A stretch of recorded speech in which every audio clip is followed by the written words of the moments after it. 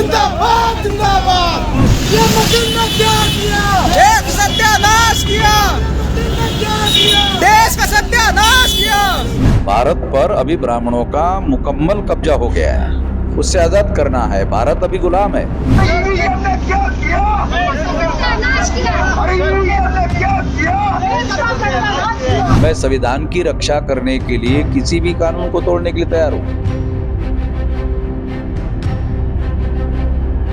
कांग्रेस जाएगी तो भाजपा आएगी, भाजपा जाएगी तो कांग्रेस आएगी। इसका मतलब है मुकम्मल ब्राह्मणों का राज स्थापित हो गया। जय मूल निवासी। भारत पर अभी ब्राह्मणों का मुकम्मल कब्जा हो गया है, उससे आजाद करना है। भारत अभी गुलाम है।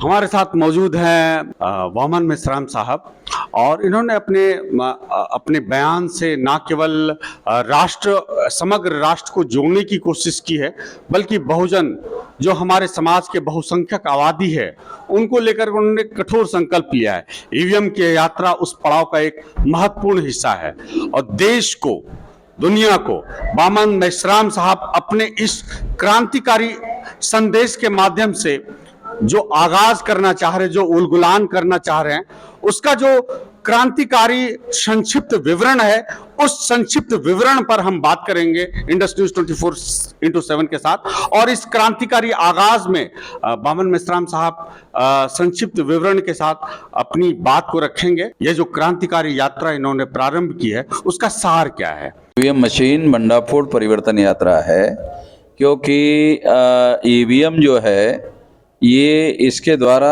आजकल भारत के चुनावों में वोट करवाए जा रहे हैं, और जिसको 8 अक्टूबर 2013 को सुप्रीम कोर्ट ने फ्री फेयर एंड ट्रांसपेरेंट चुनाव के लिए उपयुक्त नहीं पाया, ये उपयुक्त मशीन नहीं है। तो चुनाव फ्री फेयर एंड ट्रांसपेरेंट करवाने के लिए पेपर ट्रेल लगाने का आदेश दिया, मगर चुनाव आयोग पेपर ट्रेल मशीन नहीं लगा रहा है। तो ईवीएम मशीन के द्वारा चुनाव अभी भी घोटाले के द्वारा ही हो रहे हैं, इसलिए इससे हम लोगों को मुक्ति हासिल करनी होगी, नहीं तो हमारा भविष्य खतरे में है। सर, बात लोगों को मालूम नहीं है। सर, ये ईवीएम मशीन का आपने जैसा आह्वान किया है सर, उस आह्वान का वो जो सांस्कृतिक, राष्ट्रीय और संवैधानिक पहलू है, कोई व्यक्ति अगर ईवीएम तोड़ता है तो भारत की कई आईपीसी की धाराओं का उल्लंघन भी हो सकता है। तो आप इसको कैसे सर परिलक्षित करेंगे, कैसे अपने लोगों को सर संबोधित करेंगे कि भारत के संविधान का उल्लंघन नहीं है? भारत के एक संविधान लॉ ऑफ द लैंड होता है सर, और इंडियन पिनल कोड एक छोटा सा कानून है। Indian penal code law of the land नहीं है।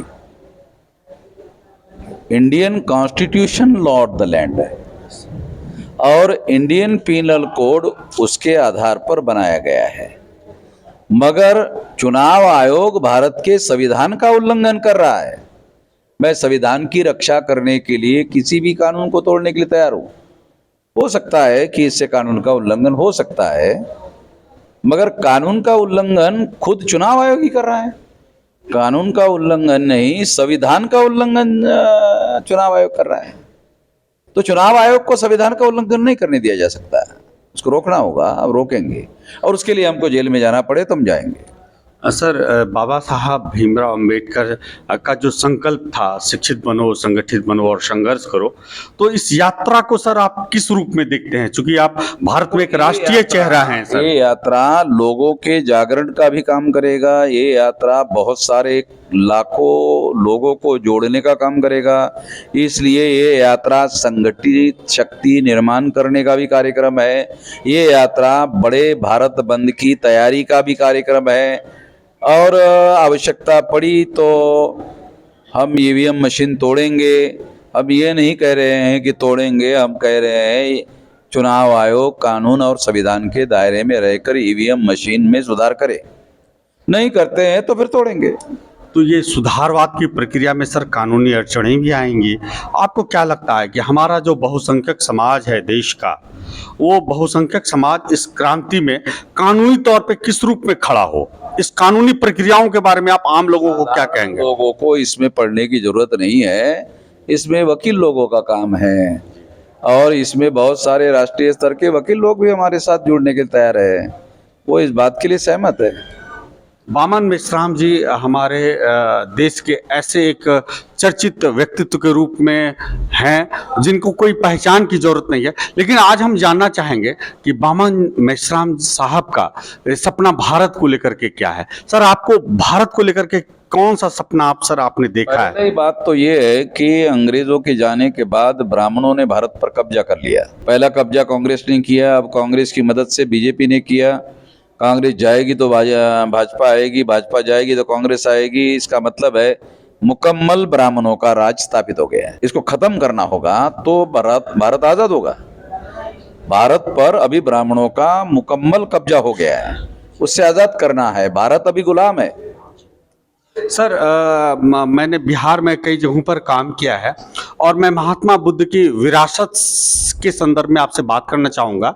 महात्मा बुद्ध की जो विरासत है वो बिहार से प्रारंभ हुई थी और दुनिया के कई हिस्सों में यह विरासत का प्रादुर्भाव हुआ और वो विस्तार एक शांति, प्रेम और अहिंसा के सपने को लेकर के साकार किया। सर, मैं आपसे एक बहुत महत्वपूर्ण सवाल करना चाहता हूं। सर, बिहार में कई जगह जो है बौद्ध प्रतिमाएं निकली जाती है जमीन के अंदर से, लेकिन वो खंडित अवस्थाएं में होती है, उनके नाम बदले जाते हैं। जैसे महात्मा बुद्ध की प्रतिमाओं को लतखोरबा गोसाई कहा जाता है, उनको लात मारने के बाद माथा में दर्द ठीक हो जाता है, ऐसा कहा जाता है। महात्मा बुद्ध की कई ऐसी प्रतिमाएं हैं जिनको महादेव बना करके पूजा जाता है। देवघर में भी ऐसी कई प्रतिमा है महात्मा बुद्ध की जिसको लेकर के महाकाल घोषित किया गया। महात्मा बुद्ध को लेकर सर ऐसा षड्यंत्र जो रचा गया उसके बारे में सर आपका क्या कहना है? ब्राह्मणों ने षड्यंत्र करके सब किया और ये करने के लिए ब्राह्मणों के पास ज़्यादा ताकत नहीं थी। उन्होंने मुसलमानों की मदद ली, मुसलमानों की मदद लेकर इसको उन्होंने ऐसा किया। और आज SC ST OBC के जागृति के अभाव का फायदा लेकर वही ब्राह्मण मुसलमानों के विरोध में SC ST OBC का इस्तेमाल कर रहे हैं।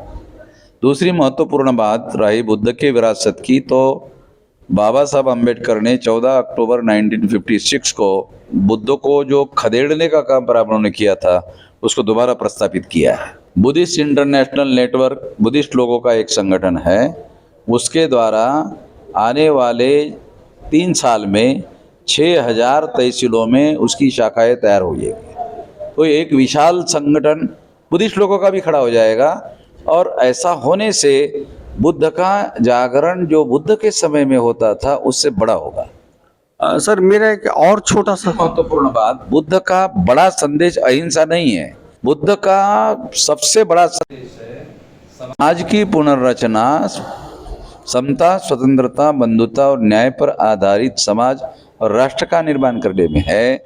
अहिंसा मुख्य उनका संदेश नहीं है। सर, मैं लगातार आपको समझ भी रहा हूं, आपके विचारों को भी समझ रहा हूं, देश के लोग भी समझ रहे हैं। इंडस न्यूज़ 24/7 के साथ हमारे साथ वामन मेश्राम साहब जुड़े हुए हैं और इनकी गतिविधि अभी उत्तर प्रदेश में है। उत्तर प्रदेश की राजनीतिक उथल पुथल वामन मेश्राम साहब के आगमन के बाद शुरू हो भी गई है। भाजपा के एक बड़े खेमे में बेचैनी है और हम इस राजनीतिक उठापटक के दौर में वामन मेश्राम साहब क्या सोचते हैं उसके बारे में सर से बात करेंगे और जानना चाहेंगे कि इस राजनीतिक पृष्ठभूमि में सर आपका जो आगमन हुआ है उसका क्या दीर्घकालिक संदेश है? 2024 में केंद्र की सरकार भाजपा की जानी चाहिए, हम ऐसा सोचते हैं। केंद्र में जानी, उत्तर प्रदेश छोटा स्टेट है, केंद्र में जानी चाहिए। राष्ट्रीय स्तर से भाजपा की सरकार जानी चाहिए और उसके लिए जो संभव हमको करना चाहिए वो हम करेंगे।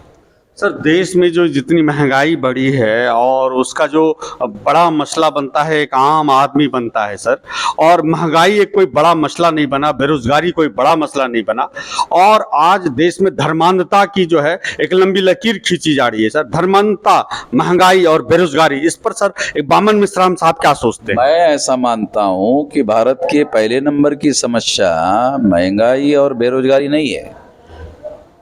पहले नंबर की समस्या ब्राह्मणों के द्वारा भारत में गैर बराबरी का जो राज स्थापित किया गया है वो पहले नंबर की समस्या है। और उसको खत्म करना होगा। हमारी ताकत हम उस गैर बराबरी को खत्म करने में लगाएंगे और नया समाज समता, स्वतंत्रता, बंधुता और न्याय पर आधारित समाज का निर्माण करेंगे, राष्ट्र का निर्माण करेंगे। इस पर जोर लगाएंगे। ये जो सेंट्रल में भाजपा की सरकार है, राज्य में भाजपा की सरकार है, ये गैर बराबरी प्रस्तावित करने का काम कर रही है। इसको बदलना चाहिए। से जो मेरा अंतिम सवाल है, ये जो क्रांतिकारी यात्रा इन्होंने प्रारंभ की है, उसका सार क्या है सर? इसका सार क्या है? उसका सार ये है कि नरेंद्र मोदी और भाजपा की सरकार ईवीएम के बगैर चुनाव नहीं जीत सकती। ईवीएम अगर हट गई तो भाजपा की सरकार दिल्ली में नहीं आ सकती। ईवीएम अगर हट गई तो देश में भारतीय जनता पार्टी की सरकार नहीं आ सकती। एक बड़ा सवाल है ईवीएम के ऊपर। हमारे साथ मौजूद रहे और एक लंबी बातचीत की वामन मेश्राम साहब ने। इंडस न्यूज़ 24/7 के साथ मैं कैमरामैन सद्दाम हुसैन के साथ डॉक्टर सोमनाथ आर्या, उत्तर प्रदेश।